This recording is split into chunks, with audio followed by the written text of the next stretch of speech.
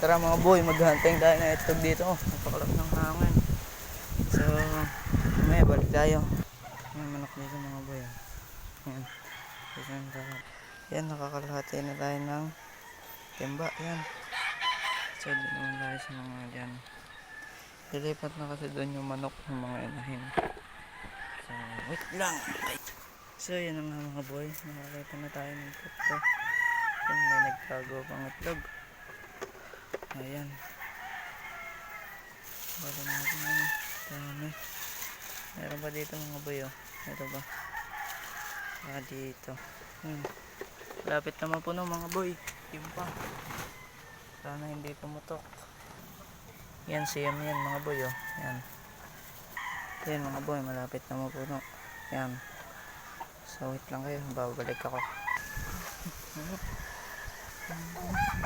So yan. Nakakita na naman tayo dito ng tatlong itlog yan. Siguro may basag. Yan dyan. Yan. Pama natin.